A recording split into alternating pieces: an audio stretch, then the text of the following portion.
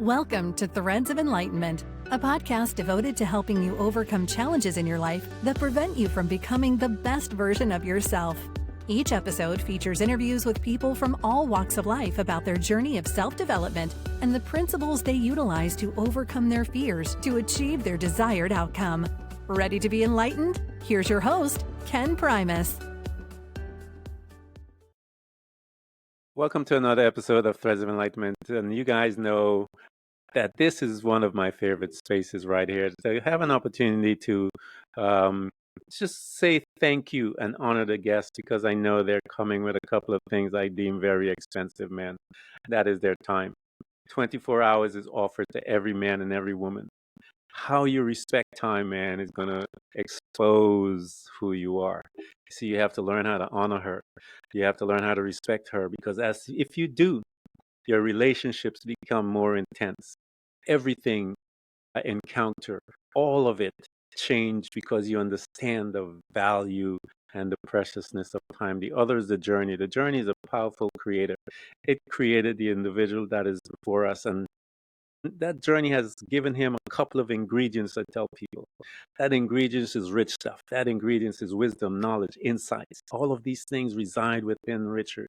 And he is offering us a buffet so that we can enjoy all of this. And we want to honor him and thank him so much for coming to Threads of Enlightenment. Richard, thank you, man, for coming in. Pleasure is so happy to be here.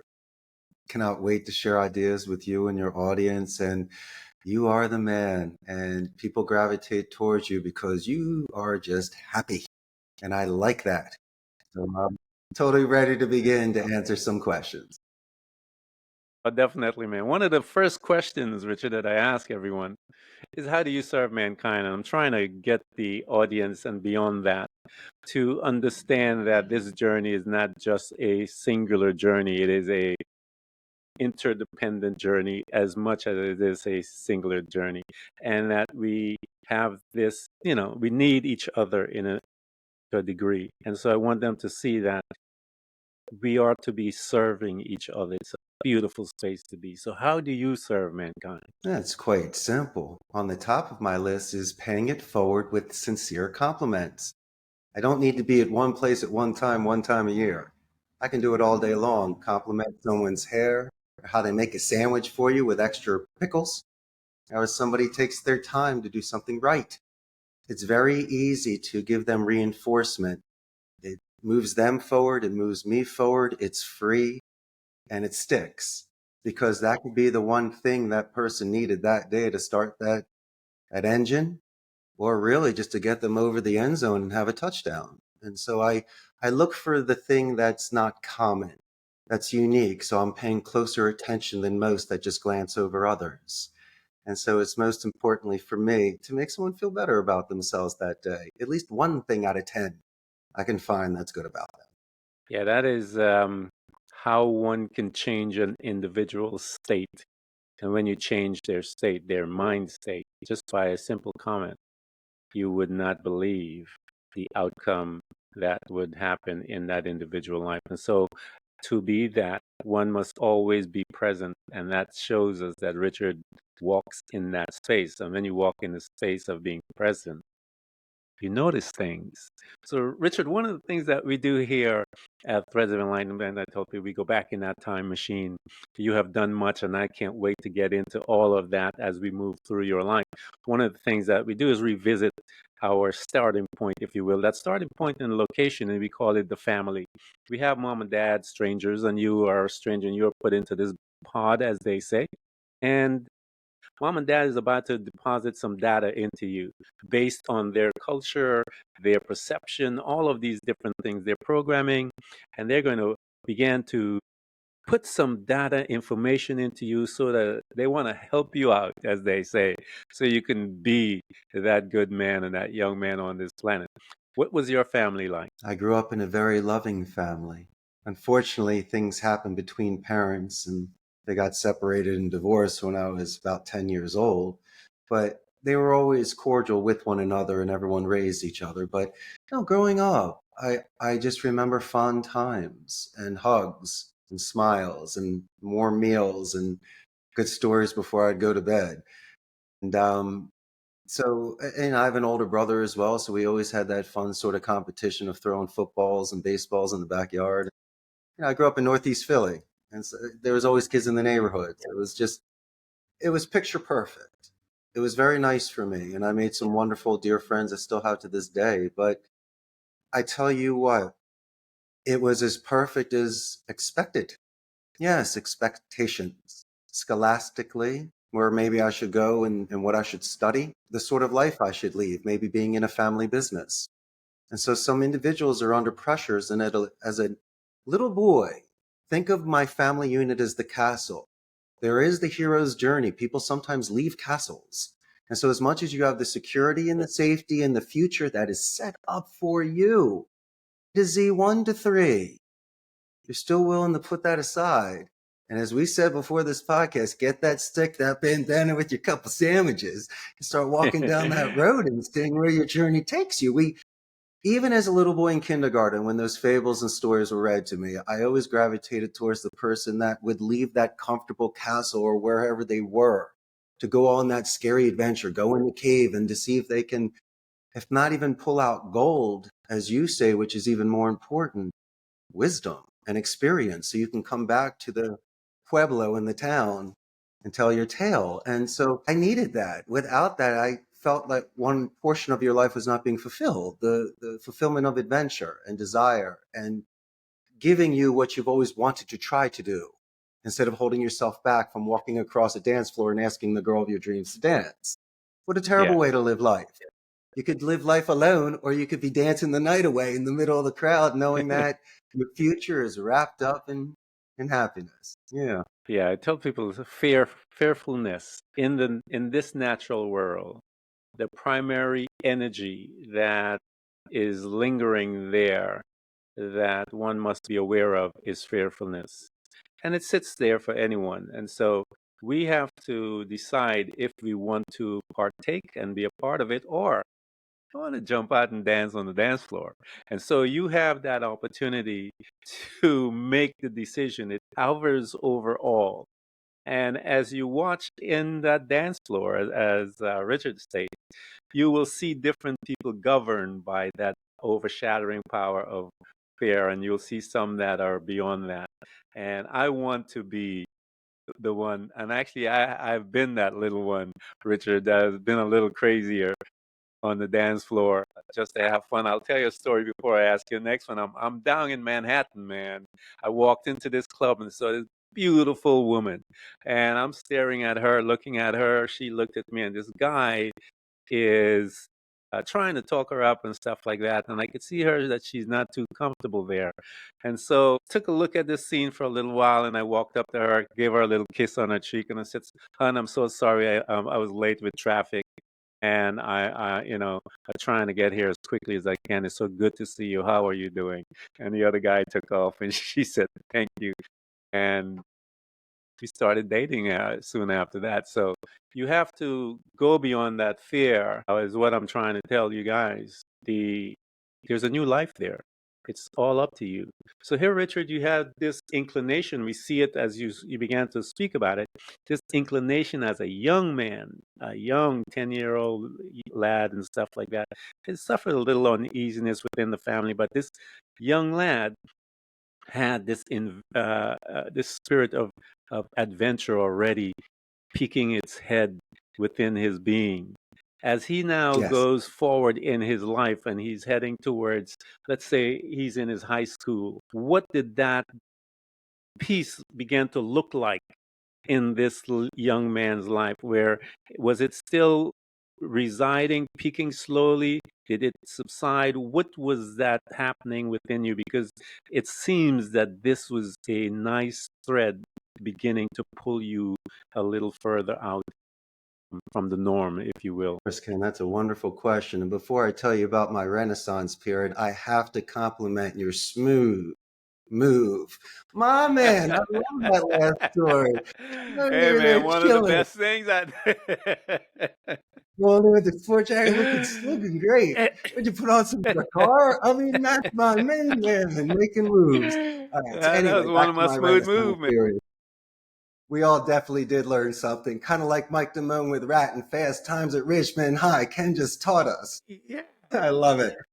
Anyway, so I'm back in Northeast Philly at my proud Abington High School, and all of my friends were going to be doctors and lawyers and engineers and architects, and they had a plan.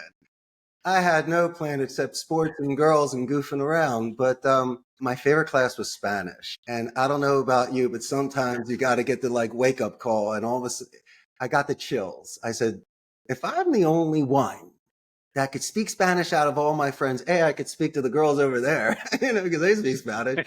And B, I might be able to get a job or put se habla español on a business card, which gives me an angle. But it wasn't the cute pat on the head parlor trick. My parents thought it was fleeting or a passing moment.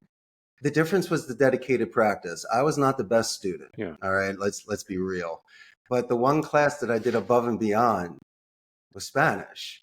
It wasn't cramming. It wasn't copying notes. It wasn't study groups. No, man. I was doing the Mr. Miyagi Daniel's son kicking on the beach. Really, no joke. I was watching the movies, reading the books, and I said, this is good, and I can build on it, and it's flexible because it's everywhere. There's tons of Spanish speakers in Philly and in the world.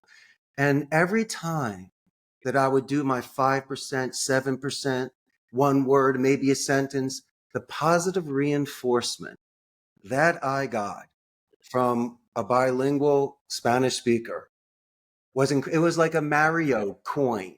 It wasn't 1,000, but it added up. They said, Richard, go, go, go, go. Here's a couple more words. Richard, let me balance your bike on the grammar here. Let me help you here. All I kept doing was expanding the base, expanding that base and growing. And so by the time I graduated, I had an intermediate level. I had enough to actually do dance, and look good.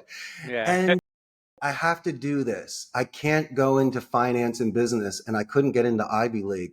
That was already out of the question. So that's the number one disappointment. Good job, Richard. Yeah. The first I didn't go Yeah. Ivy League. Grandpa went to Harvard. My pop went to Washington and Lee and Columbia Business, like my brother. And I didn't know what to do. So I said, you know what? I want to be a Spanish major at the University of Arizona. Enough of this cold weather. I want to speak Spanish 24/7. They got a great language program. Yeah, but Richard, but what? Our great-grandparents came from Europe at the turn of the 20th. They couldn't speak English. Look what they did during the Depression and grew. We're nomads. Come on, great-grandpa. Yeah. They said. So they looked at Yeah. it as, well, okay, since he's going to school and studying languages, who knows where this will go, but at least he's doing something. Little did they know, I went once again harder. I doubled down. While I was in college, I had that extra time, your 24 sweet hours. And I decided to devote at least 20 hours a week to Telemundo. I volunteered my time, Yeah. but I wasn't doing Wow. grit work and stuff. I was doing promotions and public relations. So I was tripling down on that Spanish and getting involved in learning the ins and outs from the culture. And then post-grad, I got a job at Corona Beer, the importers. And so this was such a momentum. I saw the return on investment. I was enjoying it. It wasn't tough for me. Great intros. It shows structure and discipline prior to even knowing a person when someone's bilingual. Look at the dedication. And an accent schmaccent. Look at Ricardo Montalban and Julio Iglesias. They were cool as hell when they spoke English. So I get a little double take when I speak my Spanish. So, I mean, it's a good move. And so look what it did. Look what this magic dust did for me.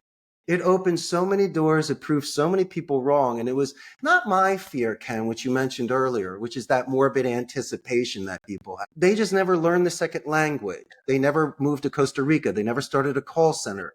So how could they give me advice? It was just more of the caring parent that didn't want the child to be on the roller coaster. Well, I might throw up, but then again, I might not and enjoy some loop-de-loops. Don't take away that sort of zest in life that can add to the momentum.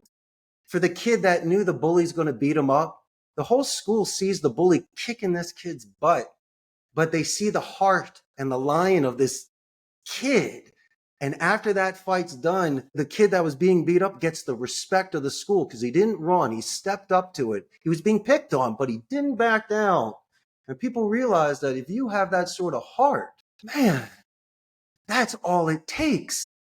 That's just your flint in the woods. That's all you need is that fire to get you going. And you can take that everywhere. And I love seeing when people have that sort of vigor where they stand up for themselves because they've seen the signs, they've been reinforced, and it's your time now to step onto that field, to raise your hand, to volunteer. And when I was 27, Ken, I had a 1 in a million opportunity. A buddy of mine in the call center here, he said, Richie, come down. You need a timeout at 27 in the States. Why don't you teach English for a couple months and see what happens? Well, I fell in love.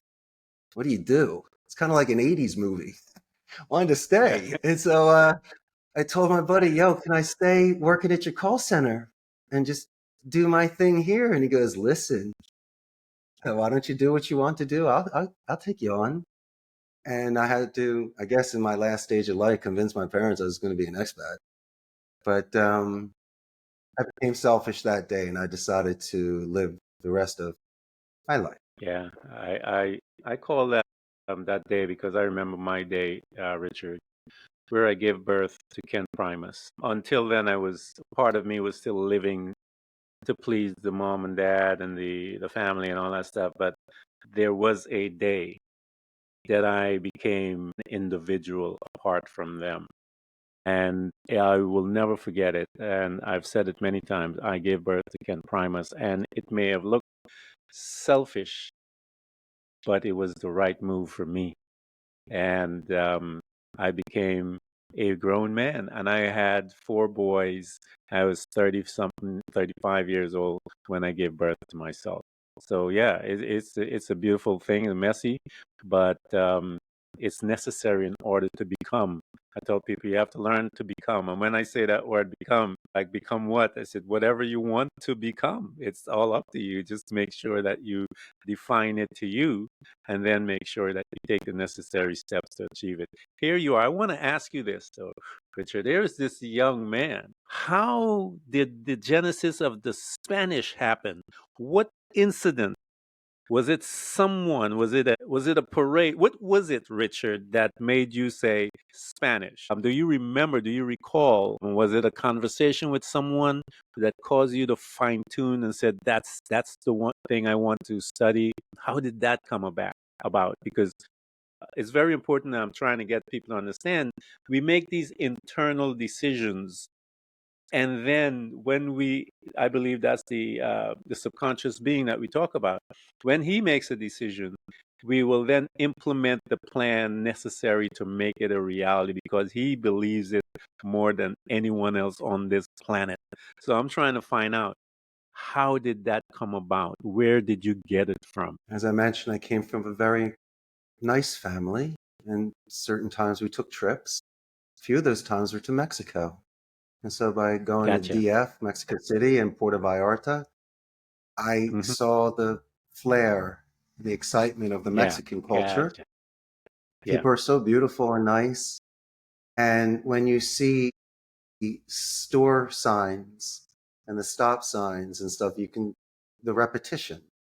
So just, Hmm. it's kind of cool. Besides having fun in the sun, I came back with like 20 vocab words.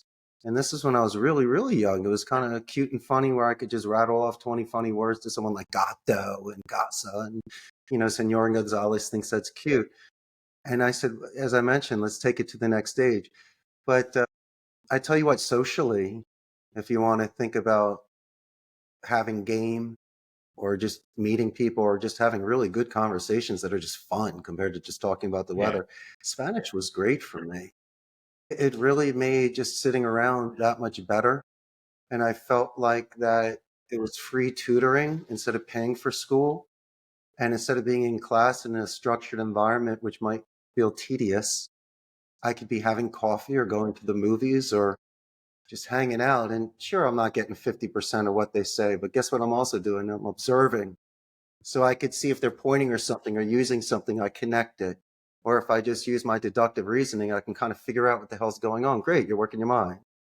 You're Yeah. not an antisocial, you're just really lucid. You're really using this micro expression reading. You start seeing patterns. And I just think it opens up other parts of your mind that people that sing or play instruments or paint, there's certain parts of your body and mind that can be expressive. And for me, I chose a romantic language with desire and doubt. I love similes. I love expansion of vocabulary so I can really put color on words and paint pictures compared to just prints that are regurgitated and repeated. And so in my line of work, you don't see the client, but it doesn't mean that we can't really give them a sort of really clear and positive experience just through descriptive, vocabulary and engagement. But it was the kind of thing where nobody, as I mentioned before, spoke Spanish in my family. None of my friends could do it. Yeah.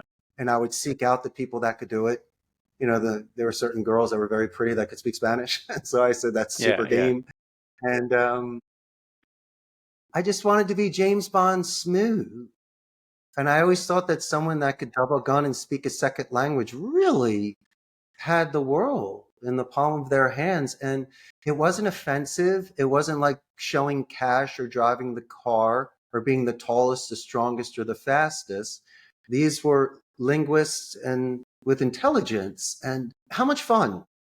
You're painting verbal pictures. And it was just so nice for me. And I tell you what, it doesn't make you lethargic. You work twice as hard to do the translation and speak. Eventually becomes second nature to you. But if it's almost like forcing someone with ADD or some sort of mental distraction disorder, which I have because I'm hyper.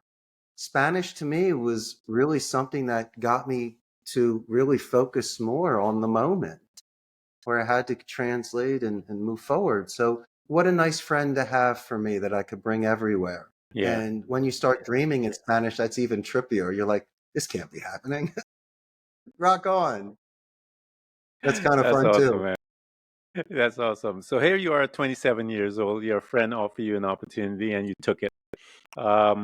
And you presented before him. While you're there, you were captivated by all of it. The engagement with everyone else, and you said you wanted to be a part of this lifestyle and mentality and all of that stuff. When you accepted that and now you began to explore life from that point of view, how did it happen? How did it begin to unfold for you, Richard? Once you said, yeah, let me do it, and your friend invited you, said, yeah. So how did your life begin to unfold once you made that decision? Almost like taking your shoes off and walking on the sand for the first time. Wow, did I shed some skin. I didn't feel the rat race or the pressure. I didn't have that sort of imagery that we're all accustomed to that we need to strive for. And if you don't, you should feel less about yourself. This was pure life, pura vida. This was rainforests and waterfalls and jungles and plants and flowers. And so it's almost like Gilligan's Island. Where's Ginger and Marianne? Forget the rest.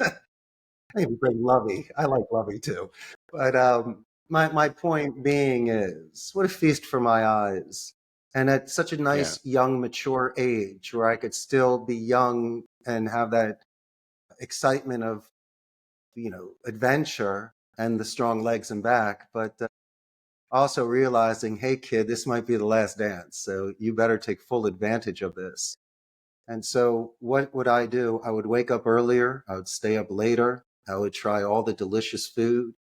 I'd be the last to leave and the first one to show. And so I wanted to milk this for all it was. It was only supposed to be 60 days. And so imagine knowing if you only had 60 days to live. And so what happened to me was I was so involved in this new culture and just drinking life that I fell in love, and I didn't force it. It was extremely natural, and it was sweet. It was innocent. This young lady worked at my friend's restaurant. She was the beautiful girl that would bring the food. And so we're sitting there at Office Centro in these 5 huge office buildings, watching the girl bring food. So all of a sudden, think, there's Grace again. So we don't watch her. And that's why everyone wanted her. So look at that sort of competition. You had to go for the head cheerleader. That was me, the cute hamburger girl. And so I would always order the burgers. I'd go, send Gracie Bell. And so she'd show up and I would do a Euro move. I'd slide over. I'd go, give her a kiss on the cheek. Hey, honey, how's your day going? Come on, Ken just taught us to move. Sorry, I'm late. Oh, you're so funny. How you doing, baby?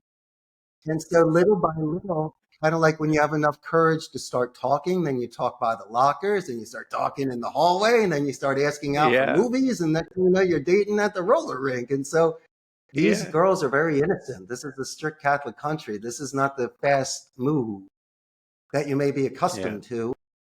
And so I was looking at a very nice, reserved, innocent young lady. And I said, okay, we have a chance to get Mrs. Cleaver. What's we gonna do? yeah, You know? And so I had to completely change my game. And so my number one game was writing her poems in Spanish. Didn't matter where that went. Zig and zag. They were great poems. And I would draw pictures and stuff. How many other cats were drawing her poems, writing stuff? And so little by little, it's like they get closer with the confidence. And then there's a certain spacing now where you've shown that sort of good faith. I never yeah, did that before. And I was willing yeah, to, in those 60 days, walk as slow as it took. There was no rush. And I tell you what, if I had to come back after those 60 days, guess what I would have had for the rest of my life treasured in a bottle?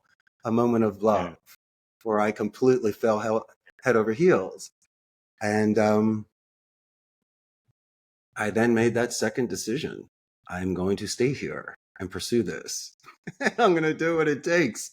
Come on, as I mentioned, it's like an 80s movie. You have to go for it. yeah, And you got yeah. to. And your buddies are behind you going, yeah. And so, of course, I'm going for it. What's the worst thing that could happen? Nothing. I'm in Costa Rica. I mean, come on.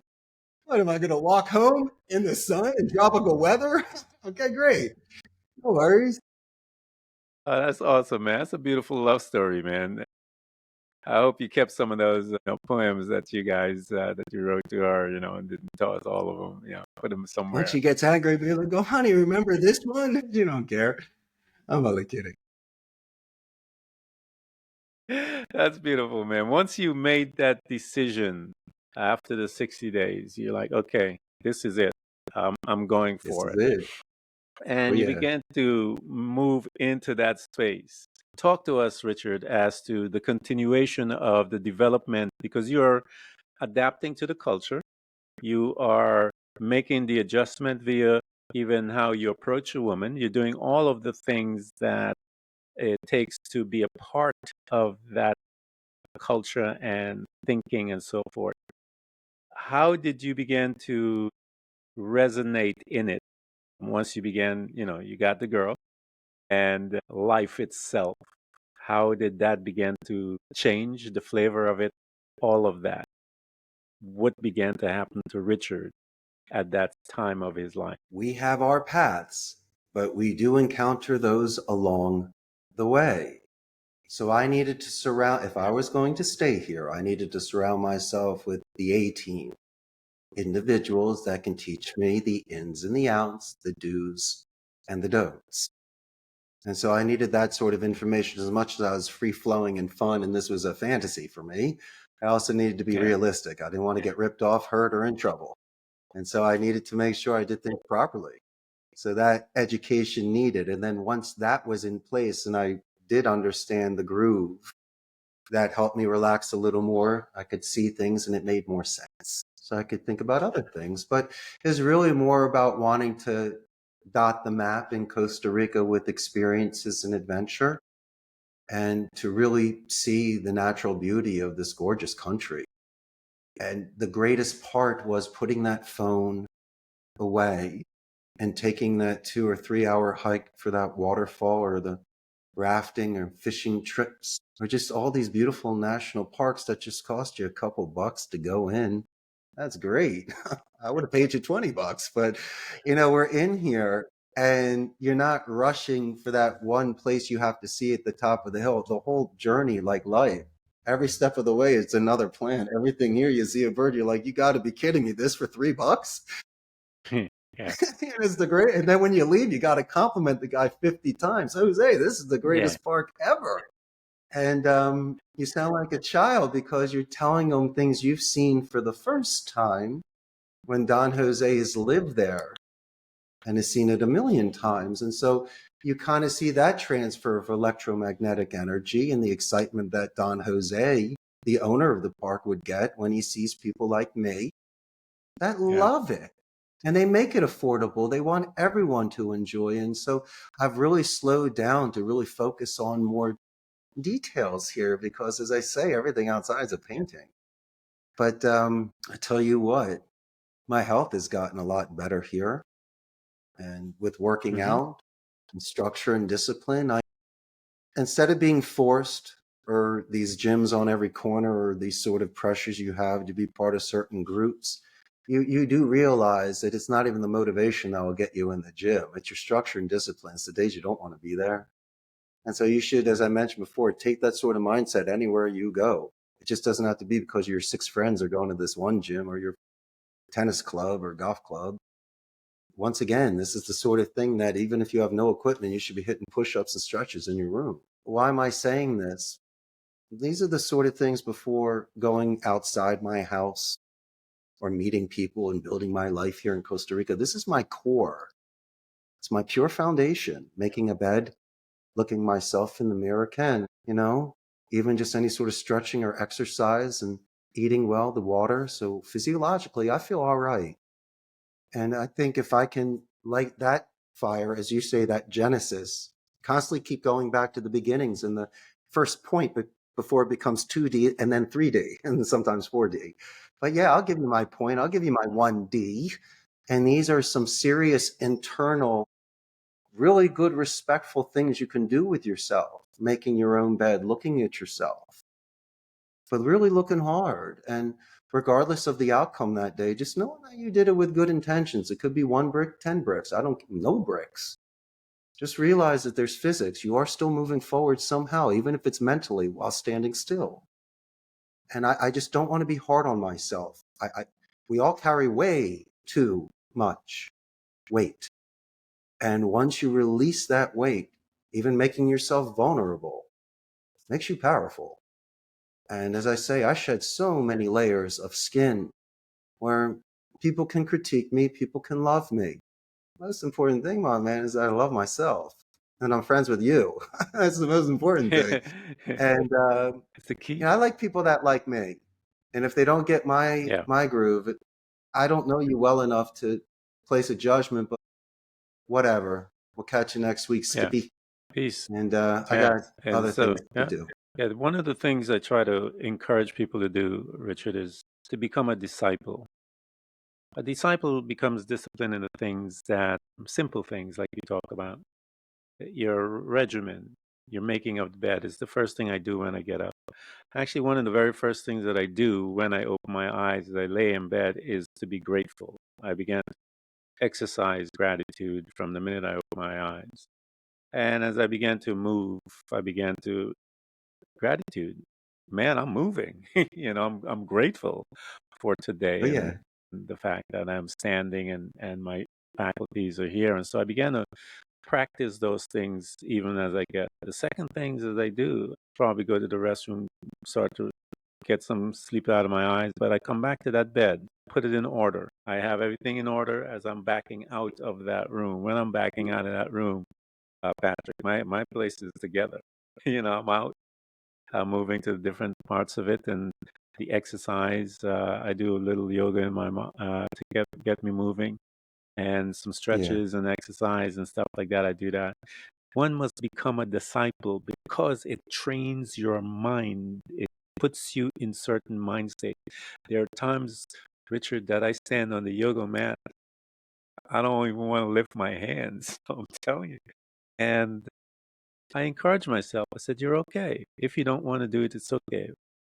What do you think?" And I talk to myself, and I say, it's all right. Just get moving. All you need to do is move. And as you said, you keep moving. That's the purpose in the thing, because when you look in nature, stagnation, when you look at anything that is stagnant in nature, you see all kinds of critters there, man. It's just dangerous. People tell you don't even stand and stay in a place that is stagnant because the water is bad. There are all kinds of creatures there. And so that's just a natural realm trying to reach out to tell you and I how to move in life.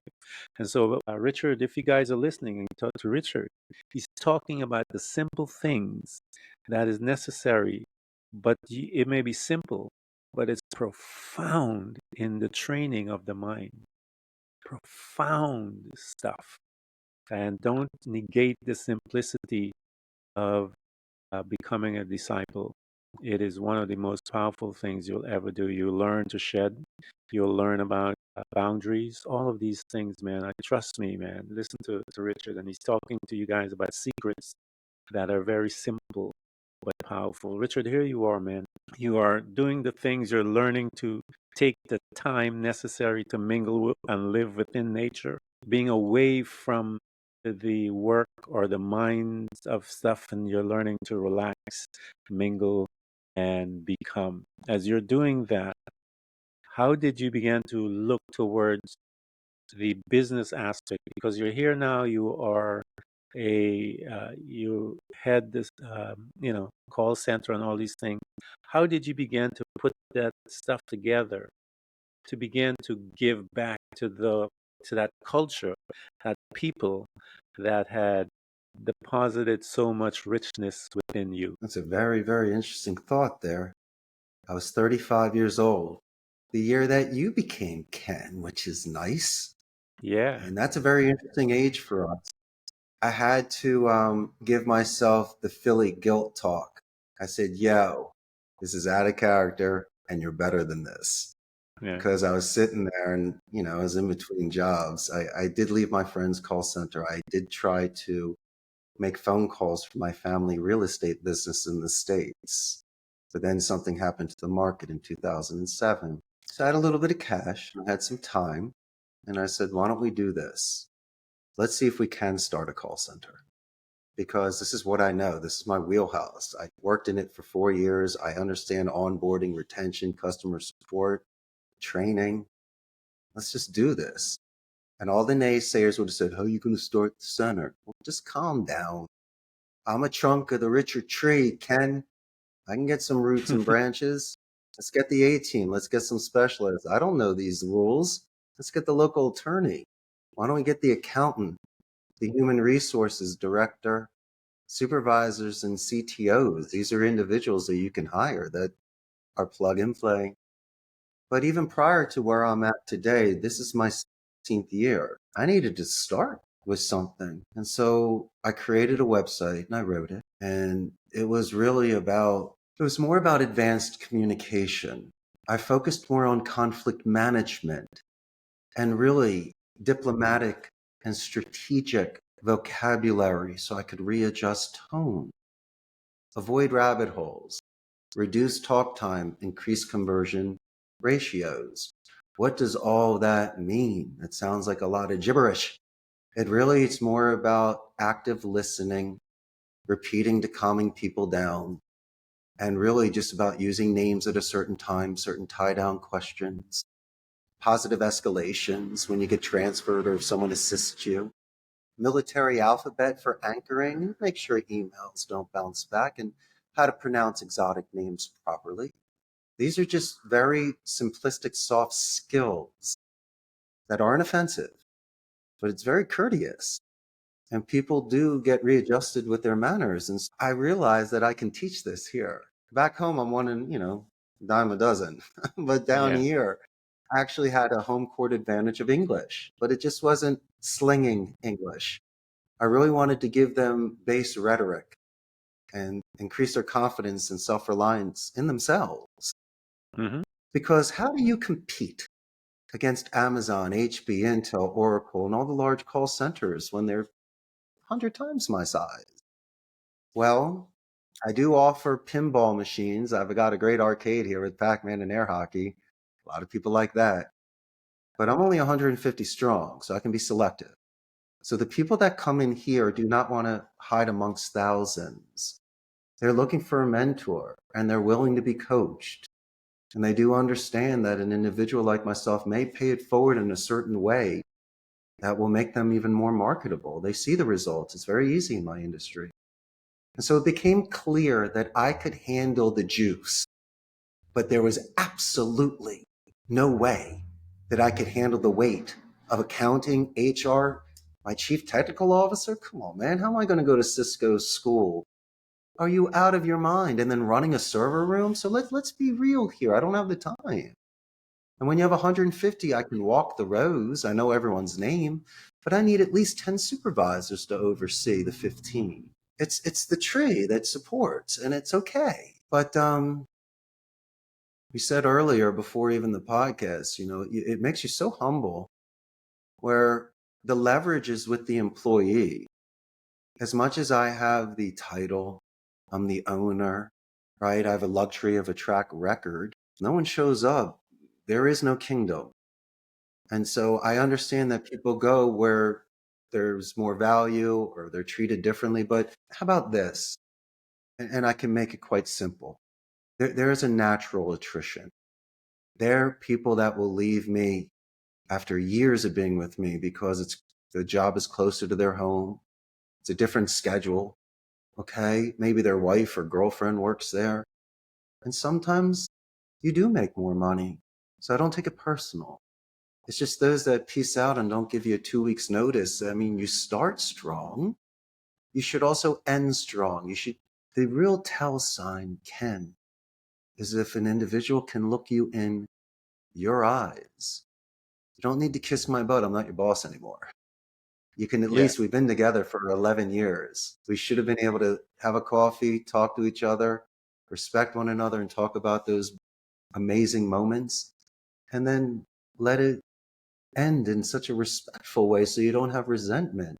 Being a leader is doing the mature thing. That's what I needed to do at 35. I don't know about you, Ken, but I wasn't mature until about 35. Yeah. And I needed impulse Same control. Here. Yeah, brother. We were shooting first, asking questions later, and that just doesn't work. Or saying "F you." Yeah. It just doesn't work. You need to calm down, especially if you're in charge of payroll and people's livelihoods. And so, what did that do for me? It made me listen more, speak last, take people's lives into consideration. It's not like a Hallmark movie. There's some crazy things that go in people's homes, and then they bring it to the office. And so you don't want them to spiral out of control or have a Jerry Maguire moment. You want to see if there's preventative measures there, checkpoints, my man, so they don't have one of the worst days of their life. It's already bad. Why make it worse? Yeah, but you're the boss. You might smell weed on this one kid one day. Well, get him in the bathroom, wash him up, give him that lecture, and tell him he's an idiot, and never to do that stuff again. How many times have people been given second chances in their life? It's not like we were angels. We were just not even mischievous. You're just curious children. And you talked about earlier being in lockstep and being programmed, as Pink Floyd says, brick in the wall. Brick in the wall. Maybe are we the crazy ones or the geniuses, the dreamers? Who are we? Why are we the ones that separated from the flock? Why are we the ones that are flying differently? Why? And it's not like it's just two of us, me and you. There's a ton of us out there, as you were mentioning. What makes us a little bit, as you say, unique from others that have that inside of them? They're conscious of it. They're very conscious of it. Yes. But they're not doing anything about it. Trust me, they might be digging, walking in line and participating, but in their mind, they realize, I don't want to be here. This is not who I am. I don't want to live this. I don't want to try to defend it. Yeah. And so it's something else. You become disappointed when you see the potential Richard, in somebody and they're just not doing it. Yeah, you made me, man, look at mine. And as you were saying, I remember, Richard, when I was in line, as you said, I was in line following all the things, but being in that line, as you stated, it wasn't right. And I remember looking at my situation, and at the time, I may terrify a bunch of people, Richard. I was a single dad with 4 boys, and I had to make a decision. And yeah, I took a leap of faith, and my boys look at me. We talk about it to this day. They would look at me and say, "Dad, how did you do it?" And I look at them. I said, "I have no idea, but here I am." But we would have some talks about the journey, because I made sure that I allowed them to walk it with me and experience it. And To this day, Richard, my sons are some of my best friends as a result of me taking that jump and disconnecting from the line, if you will. These are grown men that are on their path and doing their thing. I talk to them, we talk almost every day. They'll call me, "Hey Dad, how you doing? I'm in the midst of this thing, I'm thinking of this way," and stuff like that. And I remember when they ever called me for advice, I would just give them data. And I would say to them, well, from my point of view, from my vantage point, these are just what I see, but you are still that individual that needs to make the choice. But this is what I'm seeing from this vantage point. I have a little wider lens, and I tell them everything that I see. And I said to them, I will be in meditation for you once you've made your decision. But when you make it and go with it. Be hesitant. Stay in your space. I never tell them what to do. I always tell them the vantage points of what I'm seeing because they are seeing from their skewed from one vantage point, but I'm outside of it. And I'm able to have a better vantage point, and I'll tell them all the stuff that I see from my side. And then I Balls tell in the them, strikes. yeah, You're a straight shooter I'll, with them sometimes. yep, yep, straight up. That's the best way. And they will look at me and they'll come back and say, Dad, thanks for that information. Because I told them, I said, I'm a data point in the sense I'm a Yeah. computer that you have access to for extra data. Use it whenever you can because I tell each one of them, I am your biggest fan. That's all I could do, man. And so what you do with your employees is exactly that. I'm your biggest fan.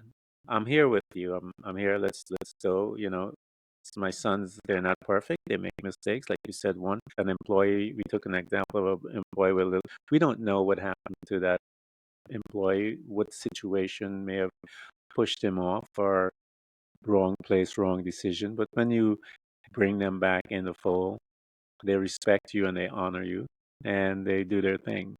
And you'll know who's who from that when that second chance. You'll know if this person is serious or if they've just, you will know who's who. People have a tendency of exposing themselves. They just don't know it. So here you are. You have an opportunity, Richard, to give back to a culture that embraced you, that loved you, that honored you, that gave you a beautiful and all of the things that you gained from the culture, and you're able to participate and full circle. Now that you're here, full circle, what is your heartbeat, Richard? What is it that you're feeling within that heart of yours as you are looking over, if you will, the empire, the kingdom, if you will? What is it, that heartbeat, that is saying to you, that is trying to expand you in a way? Because one of the things I try to educate someone, when you're growing, when you're open to growth, complacency becomes an enemy in any form. And because we're so expansive, we find ourselves sitting up over our treasures, our land, and there's this little thumping inside of us going, you're not done yet. You're not done yet. We're about to go on another journey. So, what is it are you sensing, Richard, that you feel that is beginning to dance within you to create something? Definitely, I'm so happy of my commitment that I gave to myself back in the day and decided to continue with that. But moving forward, I'm very interested in writing children's books. That's going to be a lot Mhm. of fun. Yeah, And I always liked art classes. So when I retire, I'm going to be doing a lot there, just, taking classes, meeting interesting people. And why? Because sometimes when you need to drive somewhere, spend 7 hours, a whole day, I'll do that, but I can't do that as a lifestyle. I need to do that as like 30% of my life portfolio. The other 70%, of course, the gym, but I want something convenient. So if I don't have to go to class, I can paint at home. I can sculpt at yeah, home. And so I want to learn the guitar, play the violin at home as well. And so these need to be things that I can do on at any time, the spur of the moment. But I tell you what, raising those 4 boys, and I know they're so proud of you. And I think it's incredible what you've done as well. It's a price that you pay. You wanted these 4 princes. You're willing to lay your life down for them and do what it takes. And so when they see their father, they realize that that blood is in him, that energy is in them. If daddy could do it, we can do it. Of course. Yeah. What a great example. And you know how weird to me, I always wanted to have just my foundation. And so when it came to people, the most important thing is just not to be offensive. And so you might not know something, and there's nothing wrong with asking for clarification. In fact, don't be surprised if people respect that more, that you're curious and inquisitive about something. And so for me, it was almost like a child asking why the sky is blue. When I came here, I could have been that person that was asking questions, or I was the one that was asking questions because these 3 weren't. And it's kind of funny. The outsider, the stranger, the kid from Philly is asking, the senor what is in the recipe of this beautiful food that we're eating, and then talking more about it. And so, yeah, let that be me. Give me the football. I'll really, as I mentioned before, paying forward that sincere compliment. And so, I tell you, it's just about smiling. It's true. And if you can constantly reduce the things that you feel that you need in order to be happy, it's millionaires in mansions. I got it. They're just not happy. And they have no friends, and they're there. And it's great. Good money. You realize that gold and jewels lose its luster. And so by being in this position right now, I can't believe it. The stars were aligned. I'm very thankful. I told you so, Mom and Dad. No, I'm only kidding. But you know what it also did? Where I started this journey at my proud Abington, I do a second language scholarship every year for a graduating senior that wants to study languages in college. And so I paid forward that way. I always believe that success is built on a million thank yous. It's true. Yes. And all those coaches, those mentors, those teachers, best friends, strangers that gave you the pep talk, each one of them added to it. Each one. And if they weren't there in your course of life, you probably wouldn't be here. Yeah, but what about the bad times? That was supposed to happen as well. You're talking about sour and sweet. It's talking about night and day. There's yin and yang. Come on, man, get one in the chin. And so at 51 years old, I can handle that now. It's a very interesting mindset in life where these sort of minor details don't stop you like they would have 20 years ago. It's part of the game. Yeah, it is. It is. Man, I am honored, Richard, that you stopped by and shared some of this wisdom and knowledge to us all. And our listeners are, bet I know that they would be. I am as well from my encounter with Richard, and I'm going to definitely stay in touch. We're going to provide all of his access to get to him, man. Get to him. Have him spend some time in his space. I challenge you, spend some time. Because wherever you are in life, people like Richard, they afford you the opportunity to come and spend some time. Because when they spend time and they know that you're serious, they will give you that time because they understand the value of it. And if they see someone thirsty, they will sit down and help you to drink. So come thirsty, come hungry, come with some dish that he can ask you, what's in that ingredients that you have? So you guys because can it's talk so about it. tasty. Can I have a second? So you guys can have that conversation. Richard, thank you so much, man, for coming to Threads of Enlightenment. I had the best time, Ken. Thank you, my friend. Thank you so much, man. Thanks for tuning in to Threads of Enlightenment with Ken Primus. Hopefully you're now feeling more empowered to overcome the challenges in your life, whatever they may be. Share that inspiration with others by telling them about this podcast, rating it, and of course, remember to subscribe so you don't miss a single episode. For more connection, you can find us on Facebook and Instagram by searching for Threads of Enlightenment. Until next time, stay enlightened.